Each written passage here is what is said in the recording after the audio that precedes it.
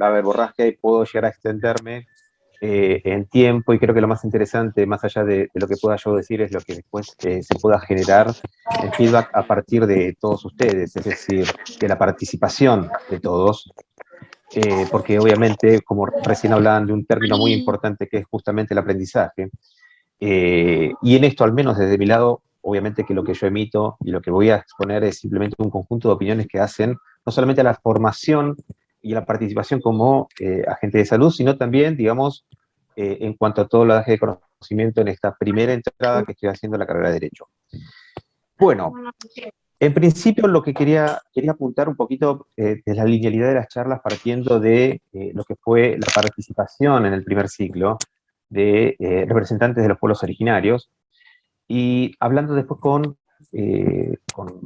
diferentes, digamos, asistentes, digamos, algunos por ahí como no le encontraban el link de lo que tiene que ver con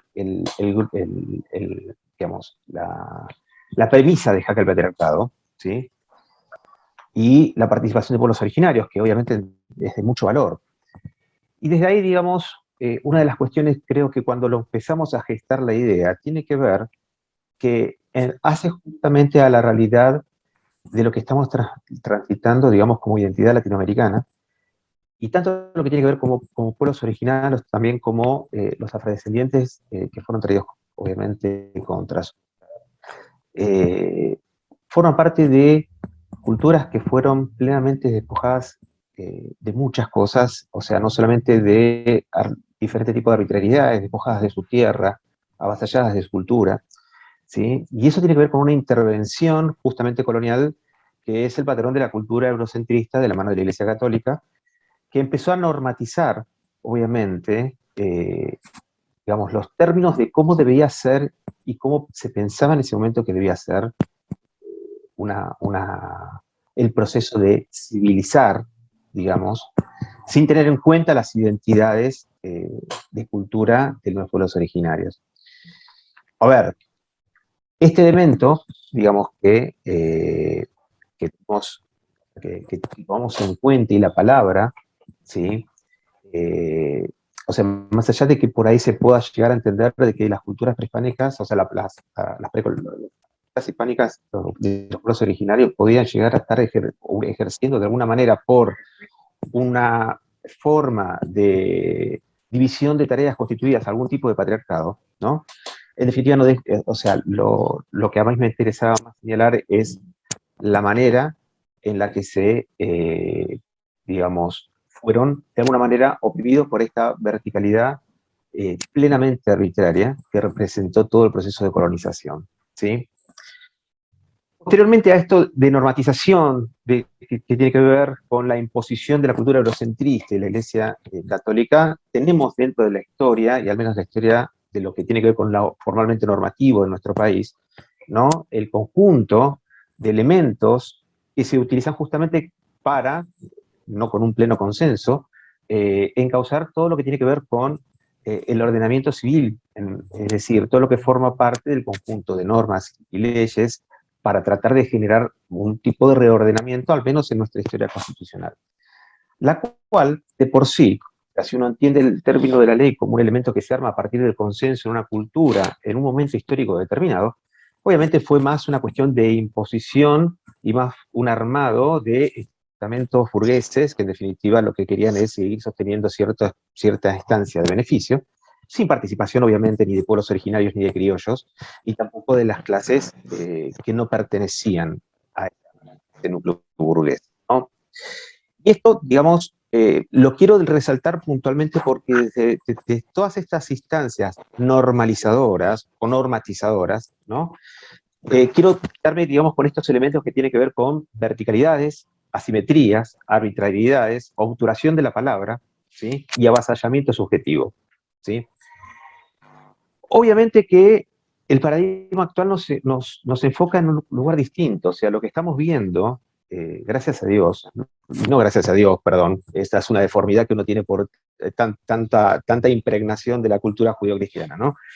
gracias a la participación de las diferentes identidades obviamente de los grupos feministas, o sea, digamos, del ir corrimiento y de ir interpelando este tipo de posiciones, hay una enunciación, una pronunciación de derecho que exige e interpela al Estado al reconocimiento no solamente de los derechos, sino también a la generación justamente de arcos y elementos normativos para justamente empezar a establecer un elemento importante, ¿sí?, que yo trasciendo en cuanto al término de la igualdad, que es la equidad. ¿Sí? A ver, a mi entender, hablar simplemente de igualdad cuando no se parte de equidad no es plenamente legítimo. ¿Sí? Hoy podemos ver que tal vez, digamos, hay líneas de pensamiento que se asumen como liberales y que tienen el estandarte de la igualdad, y en realidad ninguna igualdad es legítima si no parte de eso. Entonces, desde ese punto, o sea, estamos teniendo la posibilidad de ver justamente una instancia y una participación que interpela al Estado a la generación de leyes que protejan y que promuevan este tipo de derechos. ¿Sí? Eh, y obviamente, o sea, en todo lo que forma parte de este paradigma, lo que se genera a partir del conjunto de movimientos contrahegemónicos es justamente una resistencia, ¿sí? Una existencia hegemónica que hace justamente al patriarcado, ¿no? Que obviamente no se va a interpelar que está ocupando un lugar de privilegio ilegítimo, ¿sí? Obviamente que se va a resistir a tratar eh, de interpelar y pensar que ese lugar es plenamente arbitrario y, como dije antes, no es legítimo, ¿sí? Ahora, como yo había hablado antes, digamos, en estos términos, cuando hablaba de verticalidades, de asimetrías, cuando hablaba de la autoración de la palabra y del avasallamiento subjetivo, ¿sí? A ver, si a esto le aplicamos que históricamente en esta matriz, ¿sí?, ubicamos la dominación del hombre masculino, ¿sí? Es fácil encontrar, digamos, el ejercicio del patriarcado histórico, ¿sí? Desde los grupos nucleares familiares primarios hasta los diferentes núcleos sociales. ¿Sí? Es fácil encontrar, es fácil entender al menos una aproximación del término del patriarcado. Ahora, para mí también es importante no dejar de tener en cuenta estos términos, ¿sí? Porque obviamente que las verticalidades parten desde asimetrías, y las asimetrías existen por muchas razones, ¿sí? A veces las asimetrías que forman parte de la función que uno cumple tienen un valor instrumental, ¿sí?, siempre y cuando exista una convención con el otro. ¿Qué significa esto?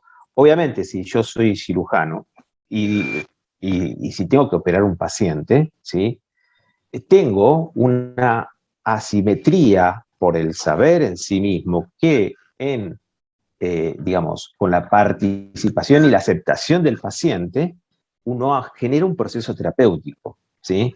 Pero en eso, digamos, lo que hay es un consenso, ¿sí? Ahora, hay después diferentes tipos de asimetrías que no se aplican en función del consenso, ¿sí? Que forman parte del arrogarse el derecho, o no el derecho, arrogarse el saber, ¿sí?, como un elemento que lo pone como el superador ante un otro, ¿sí? ¿Esto por qué lo digo? Porque es importante entender que esta matriz de elementos, de verticalidades, de asimetrías, de obturación de la palabra, ¿sí?, Eh, forma parte de un conjunto y de una dinámica y de una dialéctica de la cual todos como sociedad somos parte, tanto en ejecución, ¿sí?, como en observación de la omisión del otro, ya sea porque forma parte del acervo cultural, ya sea por un montón de circunstancias, eh, porque justamente o sea, a veces se termina transitando elementos en donde se generan no solamente, digamos, las diferencias hacia el otro, sino esta posición de asimetría hacia el otro, ¿sí? Y en esto justamente la obturación de la palabra no genera la posibilidad de un diálogo y un consenso. ¿A qué quiero apuntar con todo esto? Fundamentalmente, como dije antes, tenemos en este paradigma en el que nos encontramos una interpelación contrahegemónica, ¿sí?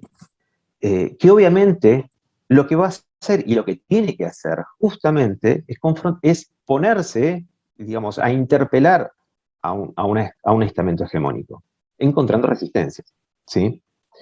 Este conjunto de reacciones y contrarreacciones termina siendo un fenómeno eh, pendular que a veces muy difícilmente ayuda a encontrar un equilibrio. En ese sentido, ¿no? Y creo que también en esto está la propuesta del grupo de trabajo, tiene que ver no desde un lugar en donde uno simplemente entienda, comprenda y exima de culpa, ¿sí?, a las posiciones hegemónicas, pero sí tiene que existir, en principio, una propia interpelación, como dije antes, desde qué lugar y de cómo uno termina siendo partícipe de este tipo de actitudes para con el otro, ¿sí? Eh, porque, digamos, transitan y se asumen, o sea, y por ahí a veces termina siendo más fácil, ¿sí?, la señalación al otro sin la interpelación propia. Eh, y eso lo que facilita es que, en definitiva, si hacemos que esta corriente de contrahegemónica, hegemónica, termine siendo simplemente una disputa de poder, no se va a transformar eventualmente en lo que tiene que tiene que ser un cambio de paradigma cultural, ¿sí?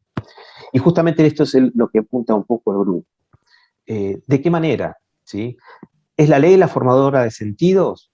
A ver, la ley debe ser formadora de sentidos en tanto y en cuanto forme parte de un consenso social. Y ese consenso social parte de justamente una actividad cultural, parte del reconocimiento de una cultura en un momento determinado. Y llegar a eso implica tratar de llegar a la gente en el llano, llegar en la problemática de la gente. A veces va a ser mucho más sencillo poder señalar cómo están las arbitrariedades, estas asimetrías plenamente ilegítimas, digamos, en el transcurrir cotidiano de personas que no tienen la posibilidad de entender o que por ahí, por opacidad propia de conocimiento, no pueden llegar a tener interiorizado de que su valor como persona lo hace poseedor de un derecho, ¿sí? Eh, y justamente a partir de lo que tiene que ver con la intervención en el sentido de la presencia en los diferentes espacios, espacios sociales, espacios culturales, eh, el tratar de observar y entender la realidad del otro y actuar en función de esa realidad, siendo generadores de equidad, ¿sí? Es donde justamente, a mi entender, uno puede ir buscando que tratando de tener acciones que permitan una equidad, se pueda llegar a una legítima igualdad. Y esto no significa, digamos, que de alguna manera uno tiene que eximir, digamos, al Estado de la participación como formador de recursos para generar esa equidad. Pero la participación, a mi entender, de lo que al menos tengo como experiencia habiendo trabajado en salas de atención primaria, es a veces justamente poder ir llegando a la gente de acuerdo a su lenguaje coloquial, de acuerdo a su problemática, ¿sí? Y en esto se extiende, no solamente, interpela no solamente lo que hace al paradigma que lógicamente hoy nos convoca, que tiene que ver con el género, sino que también lo hace en la multiplicidad, ¿sí? Hay que tratar de entender que, en definitiva, digamos, la posición subjetiva del otro es el resultado muchas veces de anclajes históricos, culturales, de cuestiones que por ahí no se van a moldear al tiempo y a la forma que urge y que uno entiende que se necesita, pero uno tiene que tratar de entender de que en ese disenso y a veces en el poder de comprender que el otro no entiende o no comprende o no lo encuentra asumido a su realidad o a la importancia o la cadena de importancias de sus valores cotidianos, es ahí donde uno tiene que tratar de poder entender que uno no puede tener simplemente una visión punitivista que genere una distancia. Uno tiene que tener acercamiento, y creo que el acercamiento es incluso ante la posibilidad de encontrarnos con quien se encuentra, tal vez en una posición resistente, ¿sí? Uno no va a poder vencer resistencias, ¿sí? Uno lo que tiene que hacer es tratar de evitar que las mismas terminen siendo un obstáculo para lo que uno ve que está avanzando, que es la forma en la que las generaciones actuales procesan, entienden, interiorizan este cambio, porque ya no se lo cuestionan. Entonces, este es un proceso que requiere, obviamente, como dije antes, hay la urgencia de tiempos, instancias y problemáticas que no pueden esperar, pero un cambio cultural va a requerir lógicamente un tiempo, ¿sí? Porque justamente, si hablamos y partimos de lo que tiene que ver con lo que sucedió con pueblos originarios en cuanto a la colonización, en cuanto a la apropiación y el borrimiento de subjetividades, uno tiene que ser facilitador de otro tipo de subjetividades, de otro tipo de posibilidades, de otro tipo de posiciones, ¿sí? Y lo entiendo más desde un lugar en donde uno trate de llegar a un consenso, porque como dije antes, simplemente teniendo una actitud punitivista, no termina alcanzando, ¿sí? Por eso, digamos, entiendo la importancia y no le para nada le quita importancia a la existencia de leyes y la multiplicidad de leyes que tienen que seguir existiendo. Pero tiene que haber, digamos, una llegada que justamente haga un poco de luz sobre las sombras que forman parte del derecho, ¿sí?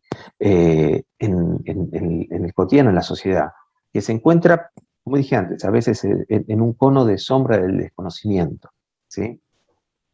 Bueno, esto es más o menos un poquitito de lo condensado. Yo creo que lo más importante, porque no quiero robar mucho tiempo, es, como dije antes, tratar de ver qué les parece lo que dije, porque estoy abierto a entender de que este es un proceso también en donde yo, o sea, simplemente interpreto desde mi posición y que plenamente puede ser objetada, criticada, y creo que lo mejor que se puede hacer no es simplemente encontrar que el otro esté de acuerdo a lo que yo piense, sino que justamente exista el disenso y me diga, no, mira, ¿sabes qué? En este la pifiaste, en esto no. ¿Sí?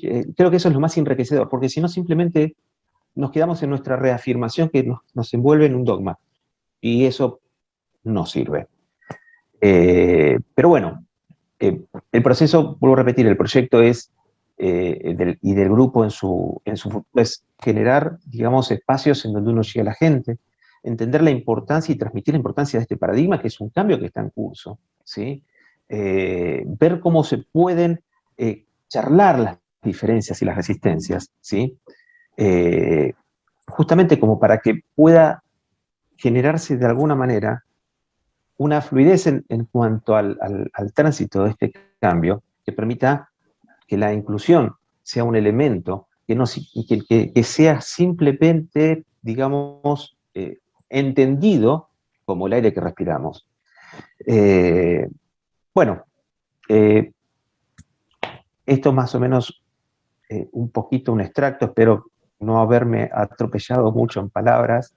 Y como dije antes, o sea, fíjense, de alguna manera yo lo pensaba, uno vive, yo no estoy cuestionando las asimetrías, existen en todos lados. De hecho, en este momento yo estoy hablando y el resto está muteado.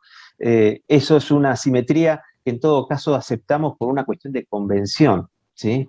Pero bueno, llevo más que nada a interpelar a todas aquellas que no necesariamente son legítimas y que obturan la palabra y avasallan el posicionamiento subjetivo del otro. Bueno, muchísimas gracias. Muchísimas gracias, Sebastián. Antes de presentar a la próxima expositora, les recordamos que pueden escribir sus preguntas, comentarios y reflexiones en el chat de esta reunión. Por favor, aclaren a quién o a quiénes va dirigida la pregunta y al finalizar serán sociabilizadas. Ahora sí, cierra este potente panel Lara María Bertolini, femineidad travesti, activista territorial, feminista, teórica y jurista, fundadora de la corriente argentina y latinoamericana de teoría crítica travesti del derecho y las ciencias sociales, fundadora de la corriente de educación integral, trabajadora del Ministerio Público Fiscal de la Nación, integrante de CITRAJU, estudiante de abogacía de la UNDAP y candidata al Consejo Departamental de la Abogacía en la Universidad Nacional de Avellaneda. Buenas tardes, Lara. El auditorio es todo tuyo. Adelante. Buenas tardes. Bueno, antes que nada, siempre agradecer este ciclo de Jaque al Patriarcado. Me voy a exponer 5 minutos respecto de la invitación de Daniel y de todo el equipo respecto de qué es el jaque aparcado, ¿no? Y es cómo llegamos a entender que es un esfuerzo magnánimo. Primero poner en jaque al patriarcado y después promover la ruptura de lo binario, porque ni siquiera lo estamos rompiendo, estamos promoviendo, pensando, ideando la ruptura de lo binario. Y acá con Daniel tuvimos unas grandes charlas respecto de esto, y muchas veces desde nuestras propias concepciones entendemos que quizás está hecho, muchas veces inclusive en los discursivos, muchas veces inclusive en el acto político, en la creación de políticas públicas, decimos, bueno, se está rompiendo con lo binario. Espero que ahí se escuche mejor, ahí me acerqué el micrófono. Pero ¿qué sucede? En esta ruptura de lo binario juega un papel muy importante. Qué lindo, tengo micrófono. Juega un papel muy importante. ¿Qué estamos hablando? ¿Qué estamos diciendo? ¿Qué estamos entendiendo? Si realmente se está rompiendo con lo binario. Yo traigo un ejercicio rápido a la memoria, porque también es construcción crítica, cuando se aprobó el decreto del DNI con la letra X, vale decir, tenemos el campo sexo femenino masculino, y se abre otro campo con la letra X. Y acá sucede algo que empecé a pensar, ¿no? ¿Cómo podemos entender que ciertas actividades legislativas promovidas por los poderes hegemónicos que están en jaque constantemente en una constitución de un Estado y en la promulgación de leyes que son los dos pares sistémicos binarios, femenino-masculino? Y cómo, desde el entendimiento de nuestros legisladores, vemos que han establecido que la ruptura de lo binario es insertar una X en el documento, donde vemos que artículo 4 de dicho decreto establece las personas no binarias, no reconocidas, no identificadas, todo un cúmulo de negaciones, vale decir, reconocemos identidades por lo negativo. Y el acto político, la praxis política, la performatividad política que sucedió en ese acto, fue muy fuerte, porque aquellos de quienes se les entregaba por primera vez ese documento, se abrió una campera en el pecho y le decía, no somos una X. Y del otro lado, como una revolución política, ustedes busquen en la historia política si alguna vez una identidad, no digo una identidad partidaria, una identidad de las multiplicidades identitarias que hay, no solo de género, sexualidades, sino también las soberanas, que entiendo yo las originarias, le dicen la cara al presidente, a la ministra y al otro ministro, Guado de Pedro, no somos una X. Entonces yo me pongo a pensar, ¿qué acto político supremo es que desde la situación de la crisis identitaria que estamos viviendo por la invisibilidad, aparezcan personas jóvenes, muy jóvenes, quienes reclamaron esto en el acto no tendrían más de 30 años, y fueron contundentes en su declaración política, y me trajo muy a memorar algunos de los artículos del Olympe de Gauche cuando proclama la Constitución de la Mujer, que dice, si no somos nosotros quienes estamos escribiendo esos documentos, esas decisiones legislativas no son parte de la política que se va a aplicar en un Estado. Muchas veces pensamos, bueno, han tenido grandes reuniones con la masa no binaria de las multiplicidades identitarias, y no se ha tenido. Ocurre muchas veces que la construcción legislativa, que luego devienen políticas públicas, desde un modelo academicista, binario, biologicista, pretenden leernos, traducirnos y exponer lo que ellos pretenden entender de aquellas identidades que son tomadas como los sapitos en las clases de biología, 4 alfileres y los abrimos al medio y les estudiamos. Las taxonomías identitarias. Y como muchas veces, y lo vemos a lo largo del proceso de la necesidad de incorporar a las identidades dentro del marco de la estructura social, esos errores que, a mi entender, son derrames feministas de derechos. ¿Por qué digo esto? Muchos conocemos la teoría del derrame económica, donde dicen que aquellos que tienen un gran ingreso económico, luego lo que les sobre decantará a la masa popular. Y el derrame feminista es más o menos esto. Estas personas academicistas dentro del rango hegemónico del par sistémico binario, que entiende la traducción de las problemáticas sociales de los grupos sociales identitarios, que no son solo los géneros y las identidades sexuales, también son las poblaciones, en este caso originarias, las identidades villeras. La identidad es un cúmulo enorme de construcción de reconocimiento de derechos.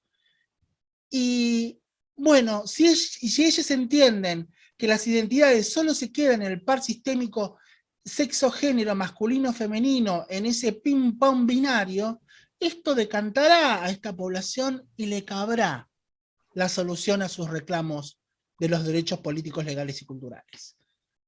Y acá me encuentro con un primer ejemplo.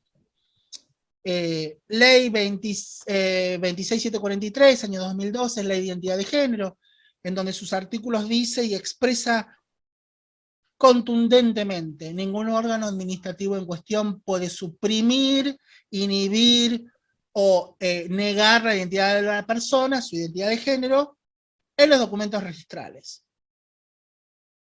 Desde hace años, y esto es sabido y visto en los campos de lucha popular, en las marchas, en las marchas de Ni Una Menos, en los encuentros pluridentitarios y plurinacionales, el reconocimiento a las identidades.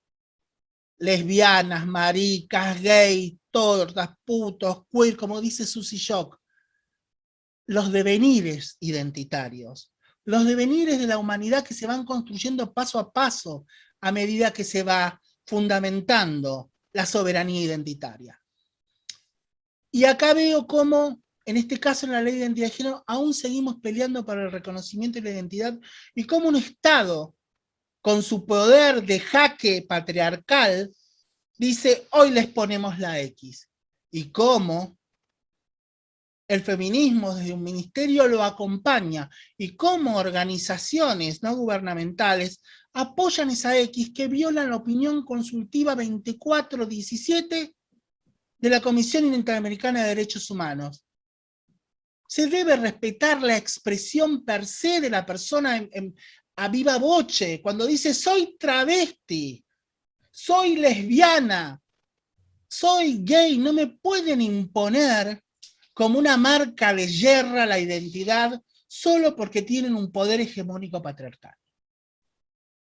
Entonces esto nos hace repensar cómo podemos construir una equidad en las decisiones legislativas, en la construcción de políticas públicas, y poder realmente crear una interseccionalidad para poder sí hacer realmente una amplitud ciudadana, como dice Dora Barrancos. Acá lo que nos está sucediendo es que hay una crisis en la mecánica y la resistencia al reconocimiento de las identidades de género, sexuales, y toda aquella identidad que pertenezca al ser humano y a sus grupos sociales que correspondan a la construcción de una soberanía. Muy difícil es poder cambiar tantos años de construcción de lucha de los pares opositores binarios. Mucho más difícil va a ser entender la necesidad de que seamos parte de estas construcciones de decisiones políticas. Entonces, acá viene otra vuelta de rosca que tenemos que pensar. Estas identidades que no han tenido y no tienen reconocimiento en la sociedad, es básicamente lo que decimos: no somos en la sociedad, no existimos, no tenemos ese poder que nos da la sociedad al otorgarnos el poder mediante el deber ser social. Como no correspondemos a ese deber social, quedamos fuera del deber ser social y somos lo no social, lo que no corresponde a la sociedad, lo negativo en la sociedad, acompañado a la construcción cultural de que el puto, la lesbiana, la marica, la torta, la traba es mala, es negativa, no puede construir familia, no puede dar educación, no puede hacer un montón de acciones en la sociedad, se nos tacha de negativas sociales. No somos productivas para la sociedad. Cuando Durkheim pasa de la física social a la sociología, yo digo, maldito Durkheim, marcó el camino de que lo diferente y negativo no es posible en la sociedad. Entonces venimos arrastrando esas cadenas que no nos permiten ser reconocidas como identidades soberanas. Seguimos estableciendo desde un jaque patriarcal, de un tablero dividido en colores binarios, hegemónicos, patriarcales y feministas hegemónicos, que hay dos posibilidades existentes. Seguimos siendo las identidades sacrificables a la decisión de las acciones de construcción de derechos y de políticas, donde podemos poner una X para determinadas identidades, y las otras identidades seguirán siendo identidades sacrificables. Hoy el promedio de vida de las personas trans, según lo establece el decreto reglamentario respecto del cupo laboral trans, que dio el gran salto ejecutor al cupo laboral trans en este último año, que deviene del año 2015, la ley del cupo laboral trans de provincia, fue la puerta lateral que de alguna manera aquellas identidades que no son reconocidas dentro de un Estado por el registro del Estado, por los registros del Estado, vino a abrir esa puerta lateral de derecho. Una traba con un trabajo, y doy el ejemplo de las trabas y las trabas porque somos los seres que más estamos en lo profundo del barro de la inequidad que hablaba Sebastián, donde no es posible ni asomar un atisbo de igualdad a futuro. Pensar que una traba de 35 o 40 años que entra a trabajar sin la posibilidad de haber ingresado ni siquiera terminar su secundario. Su promedio de vida es 35 a 40 años. El colectivo, el 85% vive con infecciones de características como HIV u otras, producto de la inequidad de acceso a los derechos, salud, educación, vivienda.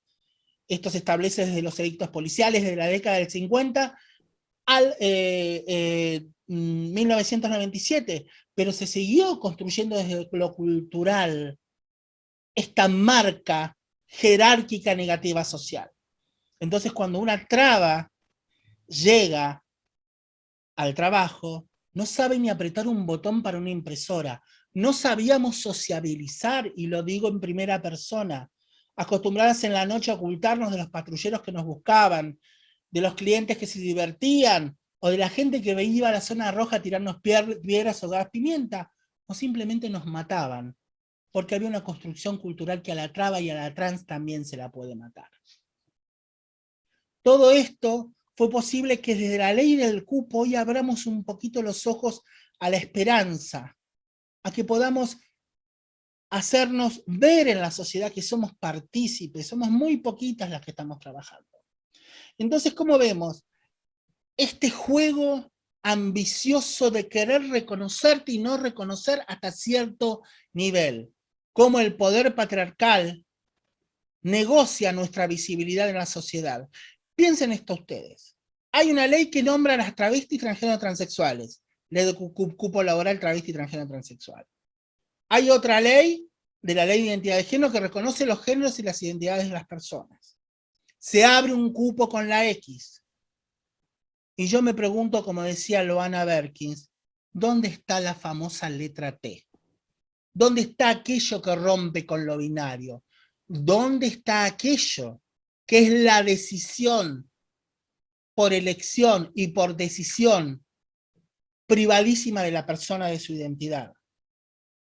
Muchas veces nos chocamos con los posibles constructos sociales en donde sabemos que determinadas identidades van a ser aborrecidas. Tenemos Dios, Iglesia, Patria y Familia, que nos ha ejecutado, inclusive en dictadura, y nadie ha dicho nada. Hoy nos encontramos hace 2 semanas, luego del advenimiento de la letra X, travestis mayores de 70 años, sobrevivientes que no son más de 500, pergeñando con el acorazado travesti de la vida que nos han arrebatado, reclamarle al Estado indemnización por el terrorismo de Estado, por la apropiación de la identidad y la desaparición forzada identitaria. Nos han perseguido durante más de 7 décadas y el Estado no lo reconoce, habiendo sendos registros en los departamentos centrales de policía, reconocido esto mismo en el decreto reglamentario del cupo laboral trans en sus considerandos, donde dice que se hizo imposible hacer viable la inclusión de las personas trans en la sociedad, e inclusive la necesidad de reconocer el cupo como una forma alternativa de darnos y ser parte en la sociedad.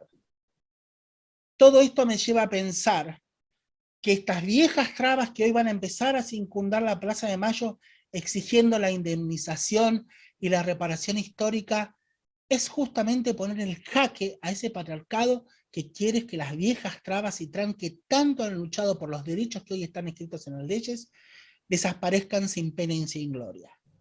Compañeras de la zona norte de Capital Federal, en donde en autopista de Panamericana en la década del 70 y 80 esquivaban los balazos de los comisarios o de los Falcon que las venían a pisar, o que fueron la carne fresca en la economía monetaria de las fuerzas de seguridad cuando se le acabó la industria del secuestro en la dictadura militar.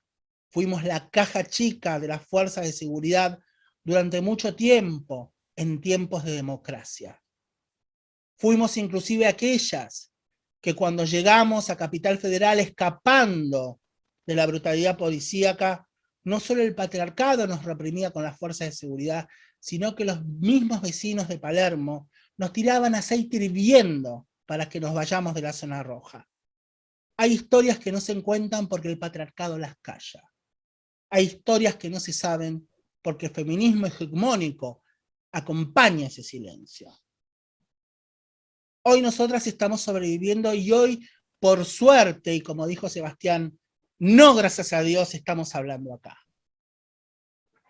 Somos la historia viva, como cuando los juicios de las juntas, solo el hecho de declarar la situación de persecución por el Estado era considerado prueba fundante para reconocer el terrorismo de Estado. Hoy nosotras, y en mi caso les estoy hablando, que para que haya un jaque al patriarcado, hay que patear el tablero de hacerle un jaque también al feminismo matriarcal. A ese feminismo que sigue protegiendo al varón de determinada manera. Cuando hablamos de la deconstrucción, díganme quién en su historia se va a poder deconstruir. Si tenemos una base cimentada donde es imposible derribar todo un muro de construcción identitaria y volverlo a elegir en las formas que nosotros nos respondemos en la sociedad respecto a nuestros derechos y sus obligaciones. A mi entender, no creo que exista esa idea de la deconstrucción, más sí de la reconstrucción. Porque no vamos a derribar un capitalismo hegemónico, patriarcal, con una lucha atroz contra el feminismo.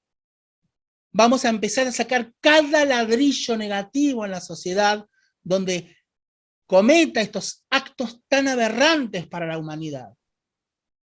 Nosotras, las travestis y las trans, en ese arco identitario, que están inclusive las travestis originarias, que en el 1540 pelearon palmo a palmo en las costas de toda Indoamérica la invasión de las coronas, aquellas amerindias de cuerpos hombrudos, pelos largos que tiraban flechas certeras, inundando de ataques certeros a los bergantines que venían de las coronas. Hoy seguimos vivas. Somos 500 las mayores de 50, 500 en toda la Argentina, a lo sumo ponele 1000 con toda la furia. De esas 500 que sobrevivimos, no muchas llegan a 80. A los 50 se nos acaba la vida. Y ahí están, no solo las trabas latinoamericanas, las criollas, las originarias, las trabas que vienen de otros países, las trabas con otras construcciones identitarias. Y la traba y la trans que viene del barro de la inhumanidad más fuerte, de la necesidad del exterminio constante, es la que está reclamando derechos para todos. Porque cuando empecemos a ver que aquella identidad humana que no tiene ni siquiera el principio de la dignidad humana para poder pararse y erigirse en la sociedad, cuando veamos qué hemos hecho a lo largo de estos años y no mirar a la feminidad mujer, travesti o trans al lado nuestro, que le ha sido imposible verla porque nos han enseñado a mirar derecho y no mirar a nuestros costados, ahí vamos a hablar de un jaque al patriarcado. Ahí vamos a hablar de un jaque al feminismo. Y ahí vamos a hablar de un tablero que no es más blanco ni negro, que no hay valores de figuras que valgan más o menos. Ahí vamos a hablar de la construcción de una equidad. Ahí vamos a hablar de todo lo que nos han enseñado a callar y no interpelarnos. Finalmente, con todo esto, yo les voy a dar para este final una lectura de mi libro Soberanía Travesti, una identidad argentina, que más o menos va de lo que les he hablado. Yo le he pedido a Daniel leerlo. Espero que entiendan que es el relato en historia viva de lo que es ser una sobreviviente del terrorismo de Estado y de la destrucción de la identidad solo porque un hombre no puede luchar contra su deseo y menos contra su voluntad. Carta a mi travesticida, en memoria de Amancay, Diana Zacayán y de tantas otras que no pudieron sobrevivir. Eran los 90 y habiendo quedado relegada de la sociedad y ejerciendo la prostitución como única salida, te conocí un día volviendo de mi parada de Paseo Colón y San Juan, abajo del puente, ¿te acordás? Los chicos de la parrilla de 24 horas me habían dado una mano e iba a atender a los clientes caminantes atrás de la parrilla, en el depósito, ya que ellos eran clientela asidua. El patronato de la infancia a media cuadra de casa era un tugurio monumental mezclado con el desclase social, donde la delincuencia y las familias se superponían. Volvía yo de mi jornada, abatida por el cansancio, y lo veo a él, 1,90 m o más, joven y bello, levante de garrón. ¿Por qué negar que me calentaba si andaba todo el día con la libido que en quinta y a fondo sin parar? Nunca paraba. Me miraste desde media cuadra, tu altura y tu cuerpo, fibroso, marcado, me sedujo. Charlamos como si nada. Vivías a la vuelta de casa y entre charla y caminata, terminando entrando a casa. ¿Por qué no paré?, me dije. ¿Por qué no paré? Hoy también me lo pregunto, porque no podemos negarnos al deseo. Nos sabemos violentadas y decimos que la única salida es la prostitución, que también nos deja la libido desbalanceada, con un discurso hipócrita de decirnos mancilladas y violentadas, pero a la vez muchas, y me incluyo, con ese comportamiento de loba buscando sangre de deseo, a pesar del relato lastimoso, que a veces lo creo, a veces no, justificando nuestro hedonismo sexual perpetrado en nuestras vidas. El recorrido terminó en casa, él demostrando su sapiencia macha y yo volada en mina, haciéndome la más gatas de las gatas. Y enamorada de la nada, esperanzada, la traba se despidió, lo dejó ir para otro día volverlo a ver. Nos cruzamos a los pocos días como si fuese una casualidad. No sabía que era tu presa, el futuro trofeo que ibas a cazar para matar. Ilusionada, soñando un amor, aunque sea momentáneo, esta vez te invité yo a casa y quedamos en encontrarnos al día siguiente. ¿Qué iba a pensar lo que yo pasaría? Estaba ilusionada como cualquier persona cuando conoce a alguien y busca enamorarse, Imaginé una nueva noche de pasión y fogosidad. Imaginé tantas cosas, pero en realidad se tornó la peor noche de mi historia. Sabía de tu amor y tu deseo sexual. Sabía de tu pasión y cariño que me demostraste tiempo atrás. Esa noche venías extraño. Entró a casa callado. Con caricias me llevó al dormitorio. Yo flotaba en el idilio hermoso que se gestaba en mi cabeza, que me hacía perder la conciencia. Pediste agua. Anda que aquí te espero tranquila, decía absolutamente seducida, mientras le cedía a mi cocina. Entro a mi cuarto, sus ojos raros. La alarma que nunca sonó en mi cuerpo sonaba con poder. Yo no sabía de esas alarmas en la vida. No sabía de esas alarmas. No sabía de esas alarmas. Te tiraste encima de mí simulando una pasión. Me bloqueaste los brazos con tus piernas apoyadas en mis hombros y una oscuridad me encegueció. Apoyando un cuchillo en mi garganta me decías, date vuelta. De repente el frío de la muerte se asoma y me partía la conciencia. Me decías, date vuelta, con el cuchillo en la mano. Sabiendo lo que se me avecinaba, te dije, salí de encima y me doy vuelta. Te moviste en milímetros y la patada certera te arrojó al medio del living, empezando la pelea. 2 puñaladas en mi pierna que luego fueron 30 puntos cosidos a fuerza de historia de una década en mi cuerpo marcada por tu violencia. Arrancándote el cuchillo en la pelea, me corté la mano de lado a lado. Ya sabía que te había desarmado. Y como si hubiese sido derrotado, salió tu ira más profunda. Me empezaste a pegar a puño cerrado. Me defendí como pude de los trompazos. Me deformaste la cara. Me deformaste la nariz. Me aflojaste los dientes. Me abriste otros 30 puntos más en el rostro. Mi rostro que nunca había sido marcado. Bañada en un mar de sangre, el mar de mi interior brotando en olas alrededor de mi casa, te colgaste de mi cuerpo para asesinarme, para ahorcarme. Me desvanecí y perdí la conciencia. Me desmayé en el pasillo del edificio por la sangre que me ahogaba en la garganta, por mis gritos de desesperación que se mezclaban entre las piñas y las puteadas. Y salí arrastrándome con el tipo colgado al cuello, golpeándome la cabeza, hasta desvanecerme y entregarme a la muerte. Me seguiste ahorcando hasta que dije basta. Que me lleve al infierno o al cielo lo mismo da, pero que termine esta matanza. Y de repente la paz me inundó, y de repente la nada me invadió. No tenía cuerpo ni tenía dolor. Sabía que eso había terminado. Anestesia, silencio, nada. Una paz que me sedaba. Pero había algo que no cedía, mi deseo de vida. ¡Viva me quiero! ¡Viva me quiero! Pero como una erupción la vida me volvió a la vida. El alma aterrizó de nuevo en mi cuerpo y con una fuerza furibunda imparable te arrastré por los pasillos llenos de sangre del edificio colapsado por los gritos de los vecinos. ¿Quién es? ¿Quién es? Cuidado, la están matando. Y del fondo de mi ser arrancó un poder infinito. Con el tipo colgado me aferré con dientes a su rostro, arrancándole media cara. Sonará terrible, pero era mi vida, era la mía o la de él. Todo valía. Los golpes cada vez más fuertes, me patinaba y no sabía por qué era. Era porque mi sangre y su sangre marcaban el camino. Un camino que no era amarillo, como los de los sueños bajo un arco iris de una vieja película en blanco y negro, donde los zapatos rojos eran esperanza. Como una Dorothy violada, el camino rojo de odio hacia una travesti, la puta mujer, el maricón, el reventado del culo. Eso que todos deseaban, ahora debían eliminarlo, porque el deseo fue cumplido y ahora interpela su machismo.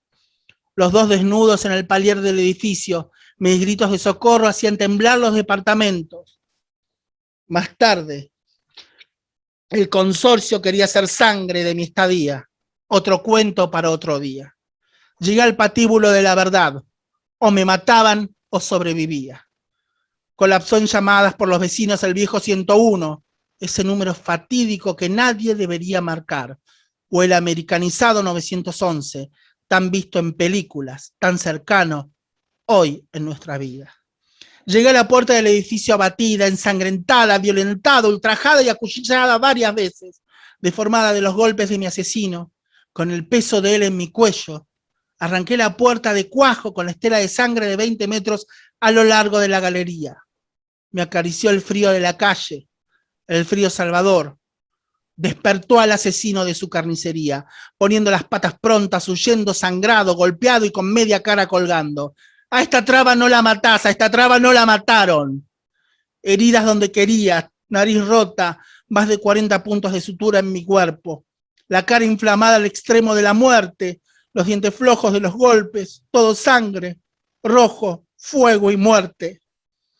Lo demás hoy es leyenda, sin justicia, sin amparo, sin condición de cobijo. Era una más que casi matan, era una más que quizás se salvó de ser cantada en el mantra. Esta no está, esta se murió o esta se fue. Hoy somos y ya no nos callamos más, nunca más. Muchas gracias. Muchísimas gracias, Lara, por compartir tan sentido relato. Gracias. Ahora con Luciana vamos a recuperar las preguntas del auditorio. Adelante, compañera.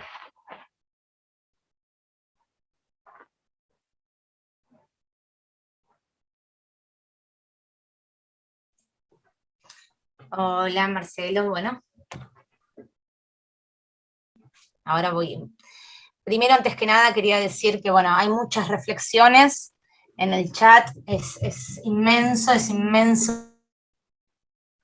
lo que leíste, Lara. Te agradezco. Yo ya lo había leído, pero la verdad que estoy impactada escuchándote. Así que bueno, vamos a pasar a las preguntas. Hay mucha gente que está preguntando por el libro, dónde lo puede adquirir, así que si vos lo querés comentar.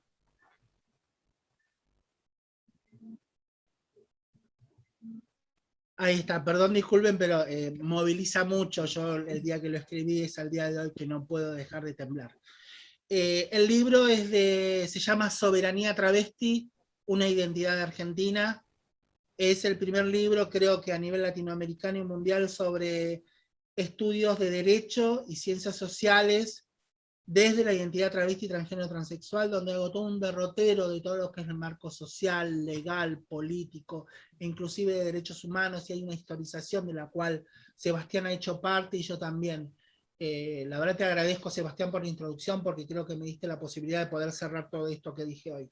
Y pongan Soberanía Travesti, una identidad argentina en Google, y ahí lo van a encontrar. La editorial es Acercándonos Ediciones. Ahí en el chat se están pasando coordenadas, está bueno porque se arma algo muy interesante, muy solidario, muy lindo. Sí, están diciendo dónde, en el link del Instagram de Lara. No, es muy emotivo, es tremendo. Bueno, vamos a dejar un poquito descansar a Lara y tengo una consulta para Sebastián, una pregunta. ¿Qué diferencia encuentra entre la equidad de género y la igualdad de género? ¿Y cómo identificar las acciones de construcción de equidad o de igualdad? Es una consulta para Sebastián. Sí, eso un poquito ya me había adelantado un poco, tal vez en contestarlo. En realidad, en los términos en los que hablaba de equidad y de igualdad era puntualmente en cuanto a lo que hace el derecho. ¿Sí? Uno puede entender de que pueden existir, digamos, elementos que uno los enuncia como igualdad, en cuanto a los derechos, pero si no se parte, digamos, de las históricas inequidades, es simplemente una construcción formal. Entonces, uno no puede pedir, y simplemente hablar de la existencia de igualdad si no se reconoce esa equidad. Yo estaba pensando justamente dentro de esta exposición del área y del conocimiento, digamos, de lo que tiene que ver con la ley actual del cupo, ¿no? Imaginémonos que en un mundo ideal, digamos, el cupo se establezca y que esté asumido y que ya a partir de hoy todas puedan tener un espacio formal, ¿sí? Ahora, yo me pregunto, ¿sería equitativo que uno, entendiendo que hoy la expectativa de vida sea un promedio de 35 años, que tenga que tributar, digamos, o sea, que tenga un parámetro de jubilación a los 60, a los 65, y la realidad es que no, porque históricamente, digamos, hasta que se encuentre un equilibrio va a pasar un tiempo. Entonces uno tiene que partir de elementos que hacen a la equidad. Por eso, digamos, hago mucho hincapié en este término, porque es fácil identificarnos con la palabra igualdad, pero la equidad es algo que se ve por debajo del iceberg de lo aparente, y uno puede entender la existencia de muchos elementos de igualdad, se puede pregonar en muchos lugares, acá hay igualdad de derechos, y en realidad lo que hay son inequidades históricas que no se llegan a ver. Y eso es justamente de lo que uno quiere, al menos a lo que yo hablaba, ¿sí? Por ahí, cuando hablo, por eso lo apunto en cuanto a lo que tiene que ver con el derecho puntual, ¿no? Porque después, o sea, si hablamos de igualdades de género, por ahí pueden existir otro tipo de elementos en el prisma que representa el tema, ¿no? Pero yo por eso lo quería acotar puntualmente ahí. Perfecto, muchas gracias.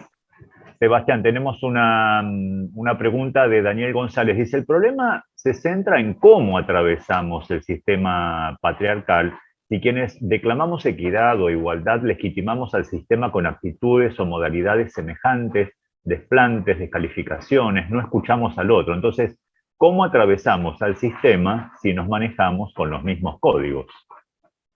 ¿Quién quiere tomar la palabra? Hola, ahí está. No, obviamente, porque en principio, al primero que hay que interpelarse es uno mismo. A ver, cada uno puede tener su temperamento, su forma, ¿sí? Y a veces, o sea, por ahí se termina incluso uno siendo negligente en actitudes que uno genera, que uno propicia, que uno, digamos, reproduce y entiende.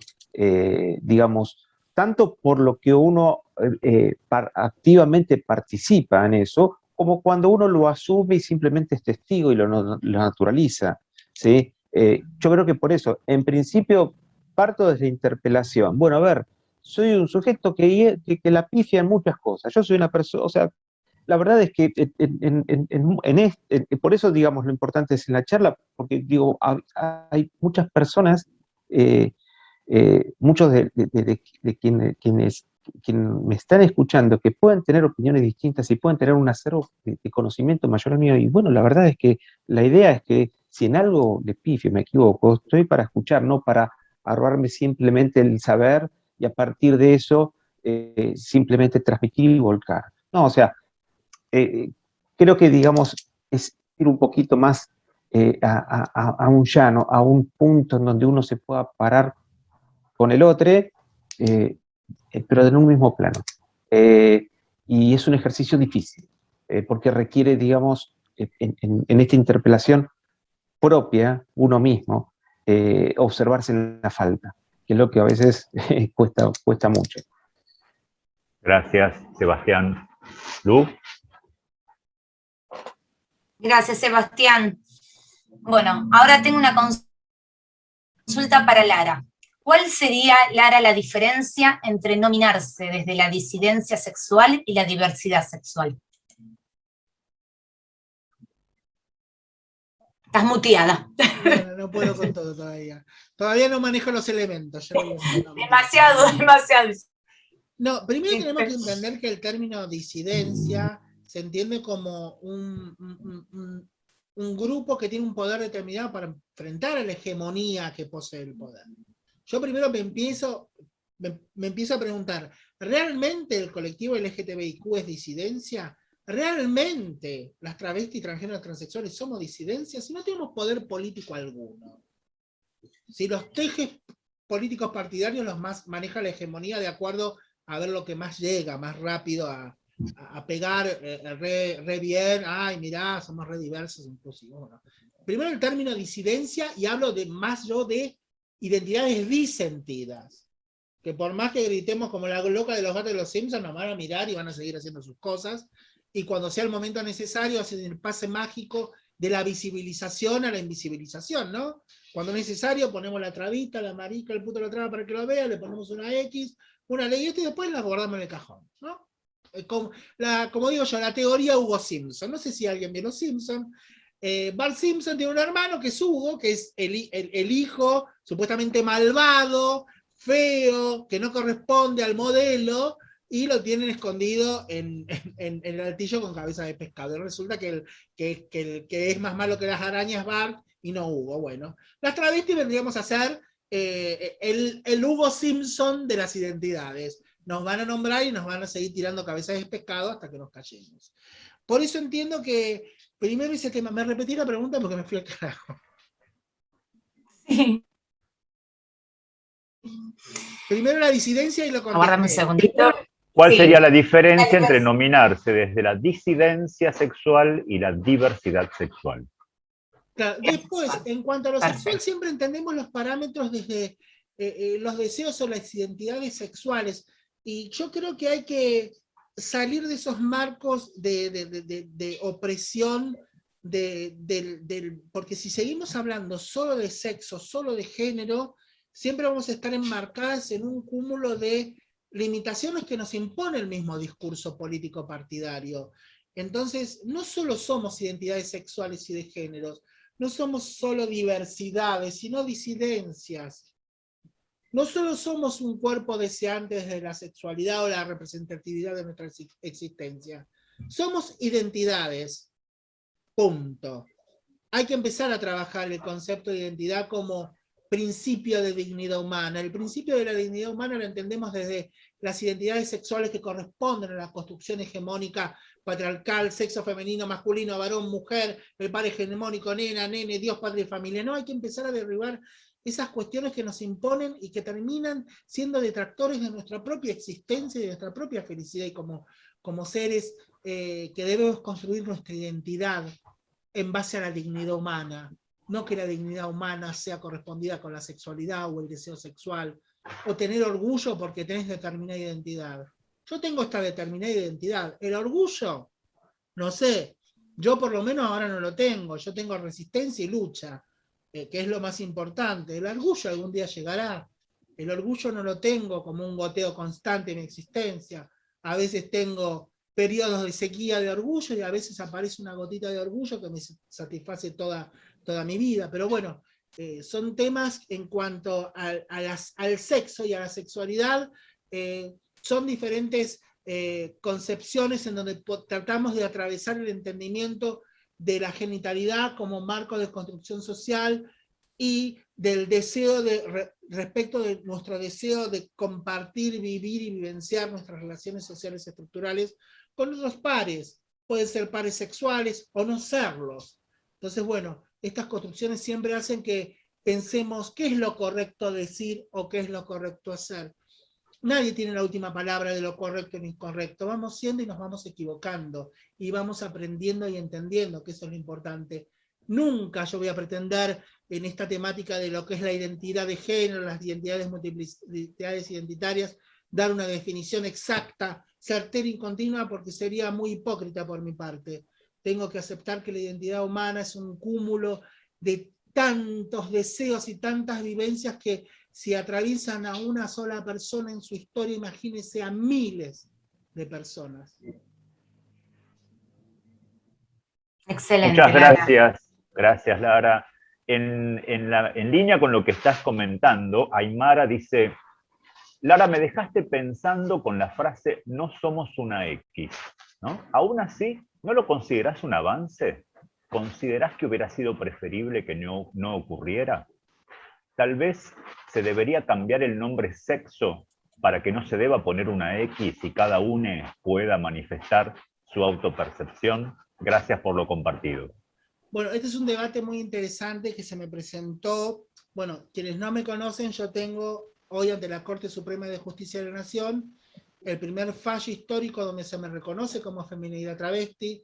La Cámara, o sea, donde puede apelar la contraparte, aprobó que no podían reconocerme como feminidad travesti diciendo, porque bueno, ¿dónde iría a votar Lara? ¿Dónde van a votar todas las travestis y trans hoy? ¿Cómo trabajaría Lara? ¿Dónde están trabajando todas las travestis actualmente hoy? Y todas unas cuestiones que hoy están saldadas.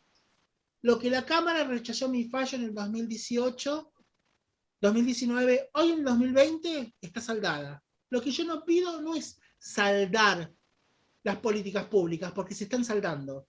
Lo que yo pido que salde el Estado es el reconocimiento de la multiplicidad de identidades, de las multiplicidades de géneros, como dijo Miriam Cataldi, y a la vez abrir el campo identitario.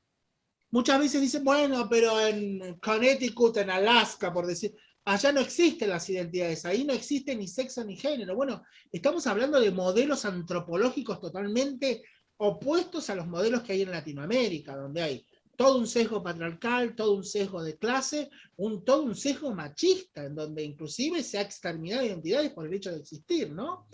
Entonces, la X yo no la puedo negar.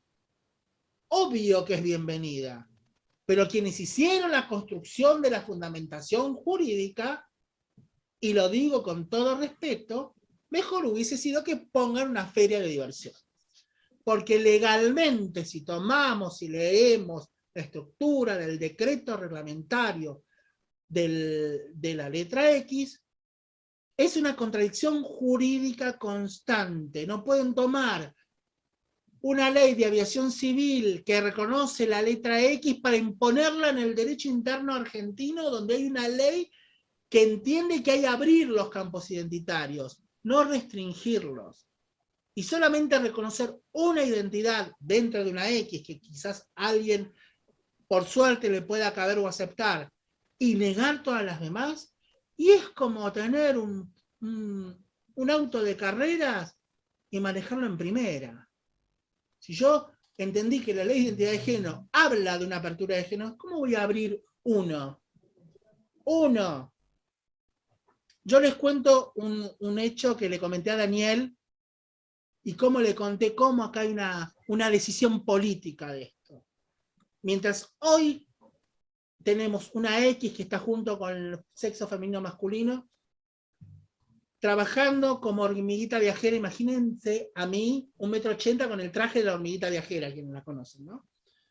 Golpeé el Banco Central de la República Argentina, pudieron cambiar el registro de las multiplicidades identitarias, tal cual lo expreso. Existe un femenino masculino, bárbaro. Cuando alguien no quiere el sexo femenino masculino, aprieta un botón que dice otro. Automáticamente en ese otro, uno puede poner la identidad que es o que desea en ese momento existencial. Y yo pude poner, como en el Ministerio Público Fiscal de la Nación, como en Trenes Argentinos, como en la Universidad Nacional de Avellaneda, que se está trabajando, y como en otras entes y organismos del Estado, mi identidad. ¿Por qué? Porque hubo una travesti, una trans que le fue con un fundamento legal, con un marco teórico, con un marco argumentativo, diciéndole, esta sería la construcción ideal. No cerceno derechos, no borro una X, una F, una M, amplío. Porque nosotras, ¿cómo vamos a hacer las que cercenamos derechos si nos viviendo cercenando los nuestros? Perdón que me trabe, tengo la lengua seca.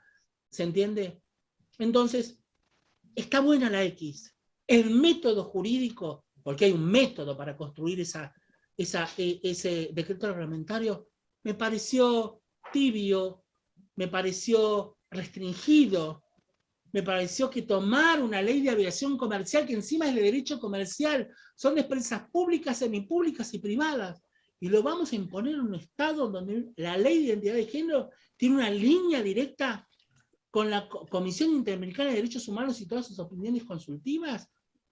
Me pareció un juego más para aparecer en la plana de los diarios y no hacerse cargo que hay una población que está muriendo a los 35 o 40 años, aún creándoles leyes en donde las nombran, pero todavía no tienen la soberanía identitaria. Fíjense qué contradicción constitucional y hasta legal, ¿no?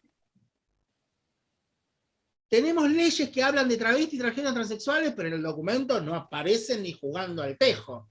Ese es el tema, y eso es lo que se le critica. No podemos ser contradictorios jurídicamente, creando leyes con nombres de esas identidades y no hacerlas aparecer en donde están las soberanías identitarias, en los registros del Estado, desde el RENAPER del registro civil. Hasta los cuiticuil se ha modificado, y este no es un dato menor. Perfecto. ¿Lu? Perdón, antes de continuar, Lara, hay gente que está esperando, como sí, Norma Espeche, Soledad Reyes, perdón. Rocío Cejas. No puedo con todo.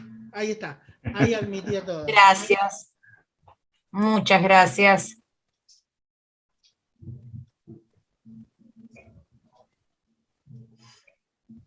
Ahí está, creo que admití todo. Ahí se fueron sumando. Sí. Sí. Bueno, después hay muchas reflexiones, Marcelo, no sé si coincidís conmigo. Dice, por ejemplo, sí tenés razón, en lo que viene hablando Lara, porque en realidad, ¿quién necesita saber el sexo o autopercepción del otro? ¿Ante Claro. quién? ¿Quién necesita categorizar, explicar, señalar? Es que en este momento político, en este momento histórico, sobre todo en Latinoamérica, es necesario. Si yo veo los crímenes que hay contra varones trans, mujeres trans, lesbianas, maricas, no solo en Argentina y Latinoamérica, si no tenemos un marco constitucional, como lo está haciendo Chile, que está cambiando su constitución, donde hay identidades, no solo identitarias respecto al género y al sexo, sino las identidades originarias. ¿Cómo la Argentina, que es número 1 en el mundo, cómo la Argentina, que tiene la pista aprendida de cómo es el tema de la identidad, no la va a aplicar? ¿Cómo la Argentina, que tiene la pole position en derechos humanos, no va a aplicar el respeto a la identidad, a la multiplicidad de identidades? No podemos seguir diciendo que estamos en el podio y estamos viendo que queremos arrancar en primera y tenemos el freno de mano puesto. Eso es lo que le reclamo nada más. Lo que está, hay que ejecutarlo. Como dice Cristina Fernández de Kirchner, y me permito nombrarla, tenemos que hacer historia. Y en la acción se hace la historia. No se hace en el discurso para la oralidad. No se hace en la performatividad discursiva. Se hace en la performatividad de la ejecución de políticas públicas certeras. Bueno, algunas reflexiones que se suman. Fran Rivero dice, qué importante lo que estás diciendo, profundamente emocionante. Patricia Rodríguez dice, sos inmensa, Lara, siempre adoro escucharte y aprender, gracias, queridísima. Verónica Díaz Toledo dice, qué emoción escucharte, tremendo testimonio. Paola Casariego, impecable. Lara, cuánta profundidad en lo que decís, clarísima radiografía, cuánto ir. Espero que se logre una justa y pronta reparación. Sole Aranda, inmensa. Diana Zacayán y Lara también. Gracias por traernos este texto con tus palabras. Adriana Rodríguez, Lara, sos inmensa, tu historia, tu lucha, tu fuerza. Gracias por tu claridad y tu forma maravillosa de transmitir tus conocimientos y despertarnos. Gracias. Y siguen los comentarios, la verdad es que coinciden los compañeros que nos acompañan, que este es uno de las charlas, debates más movilizantes, por lo menos ahí en las reflexiones en el chat. Yo no quiero dejar de aclarar. Tenemos una pregunta para Lara también, sí, de Martina. Luciana, yo no quiero ¿Podés explicar cómo cambió la queer? Sí. Sí, no quiero dejar de agradecer a Sebastián porque el inicio del marco teórico que dio con toda la fundación que dio él, me dio la posibilidad de empezar a arrancar sin tener que reabrir todo ese marco que hizo Sebastián con lo necesario para poder yo continuar con esto, ¿no? Eso te lo agradezco, Sebastián. Bueno, el cambio del quill es muy sencillo, se resuelve con el binario. Creo que en 30 días ya debe estar, si no me equivoco, una multiplicidad de números que no van a ser binarios para el registro. Si bien hoy había 3 en el quit quill, era 1, 0 y un 3, creo, por decir números, hoy se van a abrir registros donde vos puedas tener tu identidad. Hay que ver cómo la aplican, pero que el hecho de romper el binario y no quedar tampoco en un tríptico binario, también es avanzar.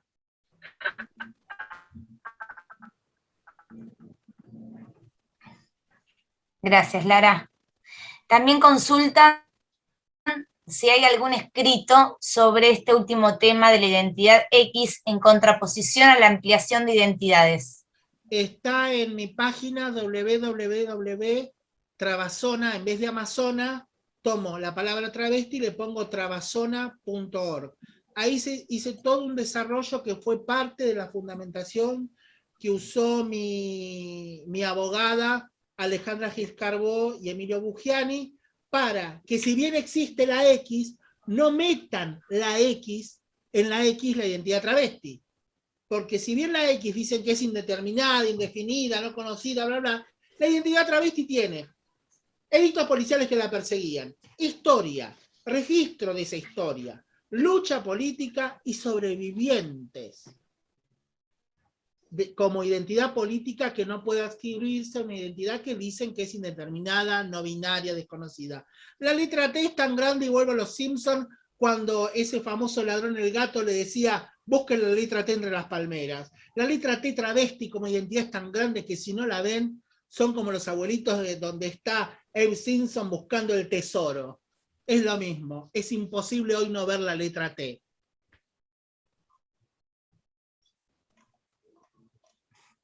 Qué inmenso. Excelente. Lara, perdón. Soy chilena y la discriminación y muertes de la población de disidencias es tremendo. Chile no es el ejemplo donde aún no hay matrimonio igualitario, ni cambio de identidad en el documento. Y podría seguir. Sí, pero hay una lucha en la constituyente actual donde están no solo yendo pueblos originarios, sino identidades transgéneros y no binarias. Son cuestiones que, bueno, hay que enfrentar las constituciones que obviamente son binarias, son colonialistas, tienen un sesgo liberal muy fuerte, ¿no? Y bueno, justamente en Chile se está haciendo esto. La masacre que hubo en Chile contra las identidades travestis, transgéneros, transexuales, maricas, en lo que yo entiendo como un principio de revolución muy fuerte el año pasado, que fue un gen fundamental para Latinoamérica, fue fuertísimo, fue fuertísimo.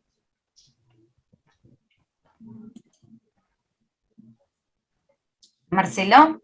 Muy bien, si te parece, Luciana, le damos la palabra a Daniel. ¿Estás de acuerdo? Sí, como no, ya tenemos que ir cerrando, lamentablemente,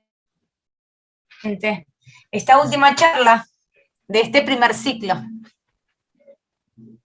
que esperemos que haya más, Sí, porque sí, nos queda claro. muchísimo por aprender. Daniel, ahí te desmuteé, fíjate si podés. Daniel, ¿dónde está? Pará. Sí. Perdón, estaba desmuteando a Sebastián, ahí está. Me mareé mucho. Ahí está. Bueno, primero que nada, súper agradecido, Lara. La verdad que conmoviste con la lectura. Quiero también pedirte disculpas por las desprolijidades que tuvimos, que también lo vamos y eso te quiero agradecer. Después, hoy tuve todavía no me puedo recuperar de tu lectura, Lara, así que téngame paciencia. Hoy tuve justamente una entrevista a la mañana en una radio preguntando por qué opinaba al respecto y si se habrían cumplido los objetivos del ciclo de charla de Jaque al Patriarcado. Y pensar que se cumplieron los objetivos, por ahí, para algunos puede ser muy ambicioso, pero en este caso, conocerla a Lara y hablar de política pública con un prisma de los objetivos. En una de las charlas, en la primera charla que tuve con Lara, me voy a atrever a contar, yo siempre he dado un ejemplo clarísimo y que estaba feliz de la vida. Hace poco lo recordó el ministro de Hábitat, Jorge Ferraresi. Yo trabajé cuando era secretario de Obras Públicas en Avellaneda, y yo se lo contaba a Lara que estaba convencido que habíamos bajado de Sierra Maestra con el plan de urbanización que habíamos hecho en el 2005. Ferraresi hablaba de que era uno de los primeros planes de vivienda en Avellaneda. Yo trabajé con un gran amigo que ahora está presente, Daniel Otero, y habíamos hecho un trabajo social enorme. Y yo le contaba a Lara orgulloso de ese trabajo, y le contaba de las chicas trans de Villa Tranquila, y lo primero que me preguntó fue, ¿qué hicieron? Y no hicimos nada.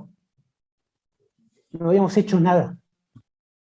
Y me di cuenta que estábamos a años luz de las políticas públicas respecto de esa mirada hacia lo invisibilizado. Y quiero sinceramente agradecerte, Lara, por esa mirada que me diste. Quiero agradecer al primer panel, a Damián Arce, a Relmu, que tiene un laburo impresionante, a Esther Pineda, a Karina Clary, a Gabriela Bregú, a Viviana Gago, la primera tesorera del Club Nueva Chicago, a Seba, al grupo de Marcelo, Dani, que nos juntamos con Romina, con Luciana, en Pertutia de Avellaneda y pensamos esta locura hermosa de armar Jaque al Patriarcado. Ahí me pasaron el contacto de Lara y empezó esta loca idea, que no es justamente que empiece y termine en este ciclo de charla, no es que sea una cuestión académica, intelectual. Cuando hablamos con Lara, a los 30 segundos le dije, te quiero ver, quiero hablar personalmente con vos, porque Lara me planteó inmediatamente un trabajo territorial. Y yo le dije, Lara, mi historicidad de gestión es netamente territorial. No entiendo la gestión y la política pública si no es territorial. Y acá estamos, en idas y venidas con Lara, y nos vamos a juntar con Lara, nos comprometimos con Relmu, bueno, con Viviana vamos a ir a visitar el club, y espero que cada una de los que está hoy presenciando y los que estuvieron, nos manden propuestas, porque la idea es esa. La idea es acompañar, la idea es escuchar. Cuando hoy me preguntaban justamente en la radio si se habían cumplido los objetivos, y yo creo que cumplieron muchísimo, porque cuando nosotros pensamos este ciclo de charla, pensamos en justamente repensarnos, aprender y desaprender. Y vaya si aprendimos y desaprendimos con, por ejemplo, Lara hoy esta noche. Me gustaría darle Lara, ayúdame, cederle la palabra a Lara para que cierre, algún otro compañero, porque realmente estoy muy feliz, estoy muy, muy contento de lo que se generó. Se abrieron un sinfín de ventanas con compañeros de países vecinos. Incluso el martes de la semana pasada tuvimos una entrevista para empezar a trabajar con una revista digital española. Esto generó realmente cosas muy lindas, y yo creo que no tenemos techos. Y nada, como última reflexión, y dejo la palabra al que la quiera tomar, una frase después de escuchar a Lara, ¿no?, de Sushi Shop, que es: hay que abrir el corazón, no hace falta mucha ciencia. Me quedo con esa. Hay que abrir el corazón, no hace falta mucha ciencia. Y vamos a poder ver, y vamos a poder ponernos el prisma de la equidad, de la igualdad, y vamos a empezar a visibilizar a las disentidas. Gracias a todos. Sebastián, ahí te abro el micrófono. Fíjate si lo podés abrir. Ahí. Hola, sí, estoy acá. En realidad el cierre era, creo que Daniel te lo pasaba a vos, o sea, no quisiera ser yo el que cierre. Comparte y es parte, siempre. Bueno, a ver, de la misma forma que empecé, culmino más que nada con el agradecimiento en lo que tiene que ver con participar en este ciclo de charlas, y bueno, en principio también agradecerle a Daniel González, que fue con quien me conectó como para formar parte de este grupo.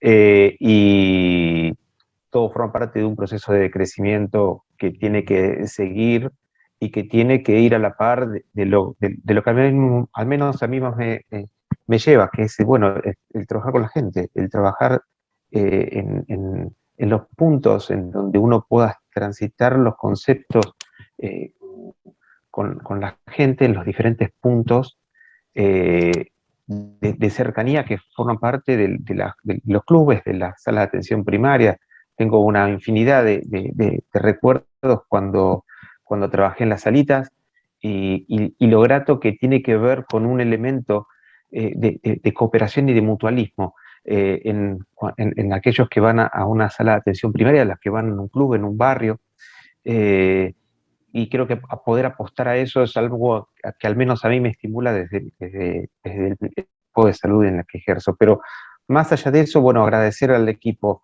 al equipo que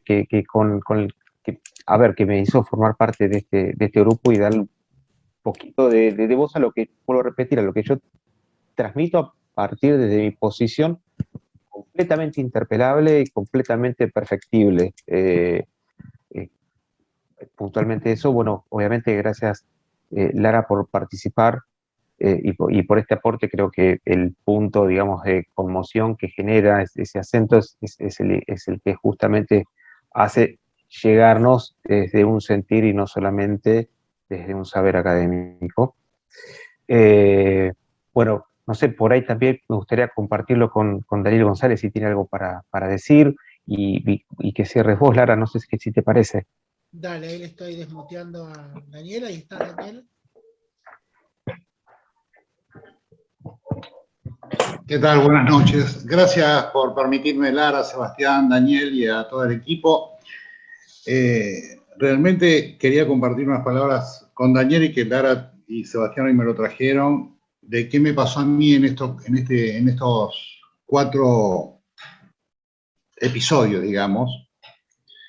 Y realmente me deja una grata satisfacción, primero por la calidad del trabajo de todos, por los panelistas de todos los 4 eventos, y que de alguna manera estamos encaminados en algún objetivo. Todavía no sé cuál es la luz de ese objetivo porque hay tantos conceptos que se vertieron que no sé.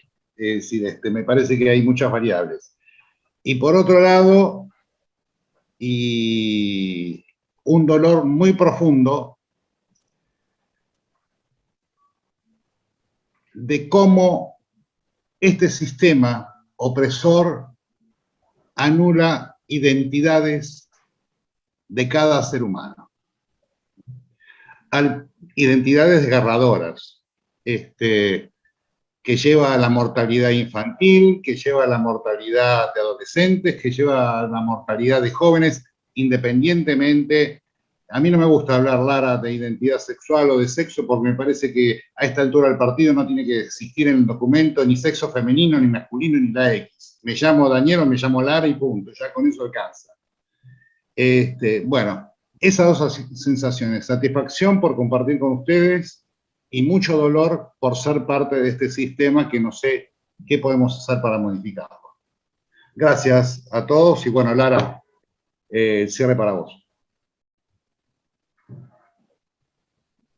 Estás muteada, Lara.